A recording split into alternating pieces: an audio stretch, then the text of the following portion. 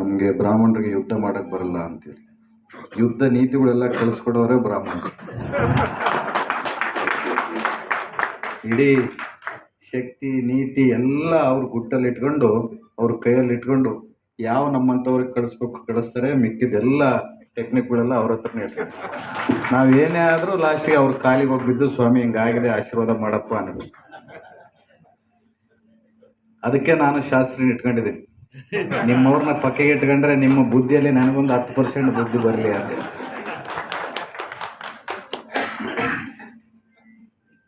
ಅದೇ ರೀತಿಯಲ್ಲಿ ಇವತ್ತು ಈ ಕಾರ್ಯಕ್ರಮ ಎಲ್ಲರೂ ಹೇಳ್ತಿದ್ರು, ಇವತ್ತು ಒಂದು ಮಹಾನ್ ಕಾರ್ಯವನ್ನು ನಮ್ಮ ಶಾಸಕರು ಮಾಡಿದ್ದಾರೆ. ಇಂಥ ಕಾರ್ಯವನ್ನು ಮಾಡಿದ ಶಾಸಕರಿಗೆ ನಮ್ಮ ಧನ್ಯವಾದಗಳು, ನಿಮ್ಮ ಋಣದಲ್ಲೇ ಇರಬೇಕು ಹಂಗೆ ಅಂತೇಳಿ. ಯಾವತ್ತಾದರೂ ಈ ಭರತ್ ರೆಡ್ಡಿ ಬಳ್ಳಾರಿ ಜನ ಋಣದಲ್ಲಿರ್ತಾನೆ ಹೊರತು ನೀವು ಯಾವತ್ತೂ ನನ್ನ ಋಣದಲ್ಲಿರಲ್ಲ. ನಾನು ನಮ್ಮ ಶಾಸಕರು ನಮ್ಮ ನಾಯಕರು ಅಂತ ಹೇಳ್ತಾವೆಲ್ಲ ಹೇಳ್ತಿದ್ರು ಅಭಿಮಾನದಿಂದ. ನಾನು ಹೇಳಲಿಕ್ಕೆ ಇಚ್ಛೆ ಪಡ್ತೀನಿ, ನಾನು ಯಾವುದೇ ದೊಡ್ಡ ಸ್ಥಾನಕ್ಕೆ ಹೋದರೂ, ಎಷ್ಟೇ ನಿಮ್ಮ ಆಶೀರ್ವಾದದಿಂದ ಯಾವುದೇ ಸ್ಥಾನಕ್ಕೆ ಹೋದರೂ ನಾನು ಯಾವತ್ತಿದ್ರೂ ನಿಮ್ಮ ಸೇವಕನಾಗೇ ಇರ್ತೀನಿ ಹೊರತು ನಾನು ಯಾವತ್ತೂ ನಿಮ್ಮ ನಾಯಕನಾಗೋಕ್ಕಾಗಲ್ಲ, ನಿಮಗೆ ಲೀಡರ್ ಆಗೋಕ್ಕಾಗಲ್ಲ. ಯಾಕಂದರೆ ನಿಮ್ಮೆಲ್ಲ ಆಶೀರ್ವಾದದಿಂದ ಒಂದು ಸಾಮಾನ್ಯ ವ್ಯಕ್ತಿ ಇವತ್ತು ಶಾಸಕನಾಗಿ ನಿಂತಿದ್ದೀನಿ ಅಂತಂದರೆ ತಮ್ಮೆಲ್ಲ ಆಶೀರ್ವಾದ, ತಾವೆಲ್ಲ ಮಾಡಿದ್ದ ಆಶೀರ್ವಾದ, ತಾಯಿ ದುರ್ಗಮ್ಮ ಮಾಡಿದ್ದ ಆಶೀರ್ವಾದ, ಕೋಟೆ ಮಲ್ಲೇಶ್ವರ ಸ್ವಾಮಿಯವರು ಮಾಡಿದಂಥ ಆಶೀರ್ವಾದದಿಂದ ಇವತ್ತು ಶಾಸಕನಾಗಿ ನಿಂತೀನಿ ಹೊರತು ಶಾಸಕನಾಗಿದ್ದ ತಕ್ಷಣ ನಾನು ಶಾಸಕನಾಗಿದ್ದೀನಿ, ನಾನು ನಾಯಕನಾಗಿದ್ದೀನಿ, ನೀವೆಲ್ಲ ನನ್ನ ಒಂದು ಲೀಡರ್ ಅಂತ ಕರಿಬೇಕು, ಒಂದು ನಾಯಕನಂತ ಕರಿಬೇಕು ಅಂತೇಳಿ ಅಂತ ಅಪೇಕ್ಷೆ ಪಡೋನಲ್ಲ. ಇದೆಲ್ಲ ಸ್ಥಾನಗಳು ತಾತ್ಕಾಲಿಕ, ಇವೆಲ್ಲ ಬರ್ತಿರ್ತವೆ ಹೋಗ್ತಿರ್ತವೆ. ಆದರೆ ನಮ್ಮ ಸಂಬಂಧ ಯಾವತ್ತು ನಾನು ನಿಮ್ಮ ಜೊತೆ ಯಾವ ರೀತಿಯಲ್ಲಿ ನಡ್ಕೊತಿದ್ದೀನೋ, ಭರತ್ ರೆಡ್ಡಿ ಯಾವುದೇ ಸ್ಥಾನ ಯಾವತ್ತು ನಮ್ಮ ಹತ್ರ ಗೌರವದಿಂದನೇ ನಡ್ಕೊಂಡು ಅಂತೇಳಿ, ನಮ್ಮ ಹುಡುಗ ಅಂತೇಳಿ ತಾವ್ಯಾವತ್ತು ಮನಸ್ಸಲ್ಲಿ ಇಟ್ಕೊಂಡ್ರೆ ಅದೇ ನನಗೆ ಸಾಕು ಅಂತ ಹೇಳ್ತೀನಿ. ಇವತ್ತು ಅಧಿಕಾರ ಬಂದು ಎಲ್ಲರೂ ಎಲ್ಲ ಸಮುದಾಯವನ್ನು ಸೇರಿಸ್ಕೊಂಡು ಹೋಗಂಗಿದ್ರೆ ನೀನು ರಾಜಕೀಯಕ್ಕೆ ಹೋಗು, ನೀವು ಭೇದ ಭಾವ ಮಾಡಂಗಿದ್ರೆ ನೀನು ರಾಜಕೀಯಕ್ಕೆ ಹೋಗ್ಬೇಡ ಅಂತೇಳಿ ನಮ್ಮ ತಂದೆಯವರು ಹೇಳಿದ್ರು. ಅದೇ ರೀತಿಯಲ್ಲಿ ನಾವಿವತ್ತು ನಿಮ್ಮೆಲ್ಲ ಆಶೀರ್ವಾದದಿಂದ, ಆ ತಾಯಿ ದುರ್ಗಮ್ಮ ಆಶೀರ್ವಾದದಿಂದ ನಾವು ಬೆಳೆದು ಬಂದೀವಿ ಇವತ್ತು ಈ ಸ್ಥಾನಕ್ಕೆ ಬೆಳೆದಂಥವ್ರು ನಾವಂತ ಎಲ್ಲ.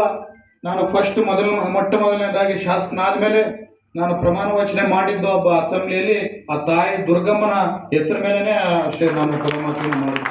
ಯಾಕಂದ್ರೆ ಆ ತಾಯಿ ಅಷ್ಟೆಲ್ಲ ಇವತ್ತು ಈ ಬಳ್ಳಾರಿಯಲ್ಲಿ ಪ್ರಜೆಗಳು ಈ ಸುಖ ಶಾಂತಿಯಿಂದ ಬದುಕಬೇಕಂದ್ರೆ ಆ ತಾಯಿ ಆಶೀರ್ವಾದ. ನಾನು ಮೊಟ್ಟ ಮೊದಲನೇ ಭೂಮಿ ಪೂಜೆ ಮಾಡಿದ್ದು ಯಾವ್ದಂತಂದ್ರೆ ನಮ್ಮ ತಾಯಿ ದುರ್ಗಮ್ಮ ಗುಡಿ ಏನು ಜೀವನಾಧಾರ ಮಾಡಿದ್ವಿ ನಾವು, ಗಾದೆಪ್ಪಣ್ಣವರೆಲ್ಲರೂ ಸೇರಿ ಮಾಡಿದ್ವಿ. ಅದಕ್ಕೆ ಮೊದಲನೇ ಭೂಮಿ ಪೂಜೆ ಮಾಡಿದ್ವಿ.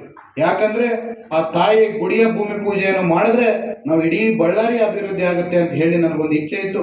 ಅದೇ ರೀತಿಯಲ್ಲಿ ಬೇರೆ ಬೇರೆ ಕಡೆ ಬೇರೆ ಬೇರೆ ರೀತಿಯಲ್ಲಿ ಹೇಳ್ತಿರ್ತಾರೆ. ಆದರೆ ನನ್ನ ಕ್ಷೇತ್ರಕ್ಕೆ ಆ ತಾಯಿ ದುರ್ಗಮ್ಮನ ಆಶೀರ್ವಾದದಿಂದ ಒಂದು ರೂಪಾಯಿ ಅನುದಾನ ಕಮ್ಮಿ ಆಗಲಿಲ್ಲ. ಪ್ರತಿಯೊಂದು ಸರ್ ನಾನು ಯಾವುದೇ ಮಂತ್ರಿ ಹತ್ರ ಹೋಗಿರ್ಬೋದು, ನಿಮ್ಮ ಆಶೀರ್ವಾದ ಅನ್ಕೋಬೋದು, ಆ ತಾಯಿ ದುರ್ಗಮ್ಮನ ಆಶೀರ್ವಾದ ಅನ್ಕೋಬೋದು. ಯಾವುದೇ ಮಂತ್ರಿನ ಕೇಳಿದ್ರೆ ಎಷ್ಟೇ ದುಡ್ಡು ಅನುದಾನವನ್ನು ಕೇಳಿದ್ರು ಅವ್ರು ಕೊಟ್ಟಿದ್ದಾರೆ. ತಾವೆಲ್ಲ ಆಶೀರ್ವಾದ ತಂದೆಲ್ಲ ಸಹಕಾರದಿಂದ ಬಳ್ಳಾರಿಗೆ ಇವತ್ತುವರೆಗೆ 400 ಕೋಟಿ ರೂಪಾಯಿ ಅನುದಾನವನ್ನು ತಗೊಂಡ್ಬಂದಿದ್ವಿ. ನೀವೆಲ್ಲ ಕೆಲಸಗಳು ನೋಡ್ತಿರ್ಬೋದು.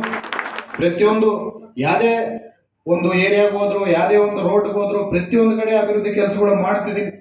ಆದರೆ ಅದೇ ರೀತಿಯಲ್ಲಿ ಎಷ್ಟೋ ವರ್ಷಗಳಿಂದ ಒಂದು ಕನಸಿತ್ತು ಬಳ್ಳಾರಿ ನಗರಕ್ಕೆ 24x7 ವಾಟರ್ ಮಾಡಬೇಕಂತೇಳಿ. ನಾವು ಮುಖ್ಯಮಂತ್ರಿಯವರ ಹತ್ರ ಹೋಗಿ ಕೇಳಿದ್ವಿ.